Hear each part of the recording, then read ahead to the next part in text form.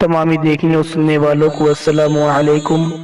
ناظرین، آج ہم حضرت موسیٰ علیہ السلام اور قارون کا واقعہ آپ کی سماعتوں کے حوالے کریں گے، اور آج کا یہ واقعہ بہت ہی حیرت انگیز اور عبرت خیز ہے، تو اس ویڈیو کو آخر تک ضرور دیکھیں، اور ویڈیو پسند آنے کی صورت میں ویڈیو کو لائک کریں اور نیچے ریڈ بٹن پر دبا کر ہمارے چینل کو سبسکرائب ضرور کر لیں۔ چلیے آج کا واقعہ شروع کرتے ہیں۔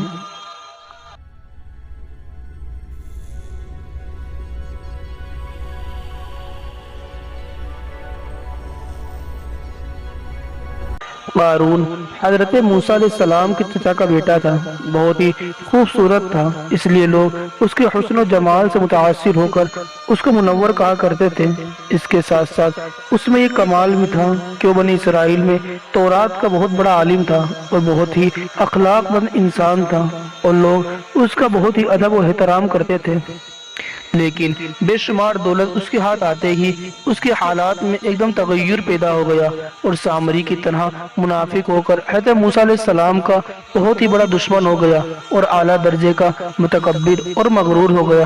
جب زکوٰۃ کا حکم نازل ہوا تو اس نے حضرت موسیٰ علیہ السلام کے روبرو یہ عہد کیا کہ وہ اپنے مالوں میں سے 1000واں حصہ زکوٰۃ کا نکالے گا، مگر جب اس نے مالوں کا حساب لگایا تو ایک بہت بڑی رقم زکوٰۃ کی نکلی۔ یہ دیکھ کر اس پر بخیلی کا خوف سوار ہو گیا، اور وہ نہ صرف زکوٰۃ کا منکر ہو گیا بلکہ عام طور پر بنی اسرائیل کو بہکانے لگا کہ حضرت موسیٰ علیہ السلام اس بہانے تمہارے مالوں کو لے لینا چاہتے ہیں۔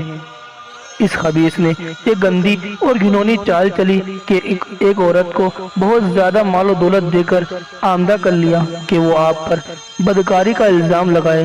عین اس وقت جبکہ حضرت موسیٰ علیہ السلام وعظ فرما رہے تھے، قارون نے آپ کو ٹوکا کہ فلانی عورت سے آپ نے بدکاری کی ہے۔ حضرت موسیٰ علیہ السلام نے فرمایا کہ اس عورت کو میرے سامنے لاؤ۔ وہ عورت بلائی گئی تو حضرت موسیٰ علیہ السلام نے فرمایا، اے عورت، اس اللہ کی جس نے بنی اسرائیل کے لیے دریا کو پھاڑ دیا اور عافیت اور سلامتی کے ساتھ دریا کے پار لگا کر فرعون سے نجات دی، سچی سچی کہہ دے کہ واقعہ کیا ہے۔ حضرت موسیٰ علیہ السلام کے جلال سے عورت سہم کر کانپنے لگی، اور اس نے مجمع عام میں صاف صاف کہہ دیا کہ اللہ کے نبی، مجھے قارون نے کثیر دولت دے کر آپ پر یہ بہتان لگانے کے لیے آمدہ کیا ہے۔ اس وقت حضرت موسیٰ علیہ السلام آپ دیدہ ہو کر سجدہ شکر میں گر پڑے، اور آپ نے سجدے میں دعا مانگی کہ اللہ قارون پر اپنا قہر و غضب نازل فرما دے۔ پھر آپ نے مجمع سے فرمایا کہ جو قارون کا ساتھی ہو وہ قارون کے ساتھ ٹھہرا رہے، اور جو میرا ساتھی ہو وہ قارون سے جدا ہو جائے۔ چنانچہ دو خبیثوں کے سوا تمام بنی اسرائیل قارون سے الگ ہو گئے۔ پھر حضرت موسیٰ علیہ السلام نے زمین کو حکم دیا، اے زمین تو اس کو پکڑ لے، تو قارون ایک دم گھٹنوں تک زمین میں دھس گیا۔ پھر آپ نے دوبارہ زمین سے ہی فرمایا تو وہ کمر تک زمین میں دھس گیا۔ یہ دیکھ کر قارون رونے اور بلبلانے لگا اور رشتہ داری کا واسطہ دینے لگا، مگر آپ نے کوئی التفات نہ فرمایا، یہاں تک کہ وہ بالکل زمین میں دھس گیا۔ دو منحوس آدمی جو قارون کے ساتھ ہوئے تھے لوگوں سے کہنے لگے کہ حضرت موسیٰ علیہ السلام نے قارون کو اس لیے دھسا دیا تاکہ قارون کے مکان اور اس کے خزانوں پر خود قبضہ کر لے۔ تو آپ نے اللہ تعالیٰ سے دعا مانگی کہ قارون کا مکان اور خزانہ بھی زمین میں دھس جائے۔ چنانچہ قارون کا مکان جو کہ سونے کا تھا اور اس کا سارا خزانہ سبھی زمین میں دھس گئے۔ اس کو قرآن کی زبانی سنیے۔ اللہ تعالیٰ ارشاد فرماتا ہے، ہم نے قارون کو اتنے خزانے دیے تھے کہ ان خزانوں کی کنجیاں ایک مضبوط اور طاقتور جماعت بمشکل اٹھا سکتی تھی۔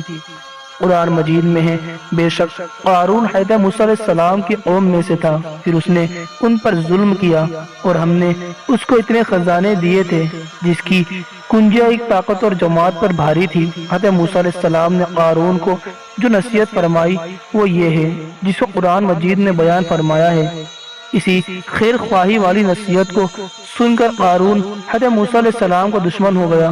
غور کیجئے کتنی مخلصانہ اور کس قدر پیاری نصیحت ہے جو حضرت موسیٰ علیہ السلام کے ساتھ ساتھ ساری قوم قارون کو سناتی رہی۔ اللہ تعالیٰ نے حضرت موسیٰ علیہ السلام کی نصیحت کو قرآن مجید میں کچھ اس طرح ارشاد فرمایا ہے، جب قارون سے اس کے قوم نے کہا کہ اترا کر مت چل، بے شک اللہ تعالیٰ اترانے والوں کو پسند نہیں فرماتا، اور جو مال اللہ نے تجھے دیا ہے اس سے آخرت کا گھر طلب کر، اور دنیا میں اپنا حصہ نہ بھول، اور احسان کر جیسا اللہ نے تجھ پر احسان فرمایا ہے، اور زمین میں فساد مت تلاش کر۔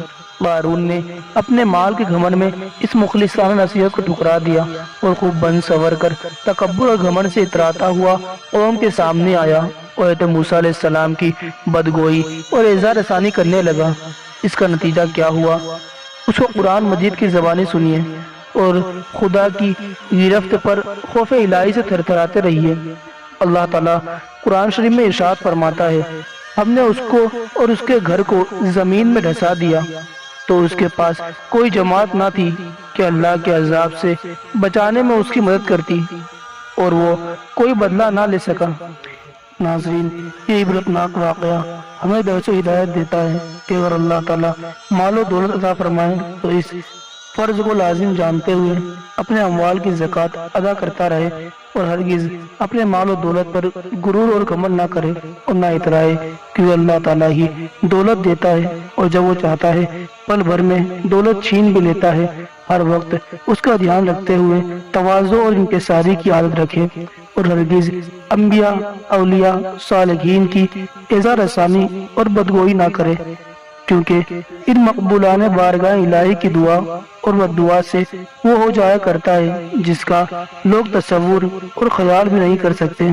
ناظرین، ہماری آج کی ویڈیو آپ کو کیسی لگی ہمیں کمنٹ میں اپنی رائے ضرور دیں، اور ویڈیو اچھی لگی ہو تو ویڈیو کو لائک کریں، اور ایسے ہی انبیاء علیہ السلام کے نورانی واقعات جاننے کے لیے نیچے ریڈ بٹن پر دبا کر ہمارے چینل کو سبسکرائب ضرور کر لیں۔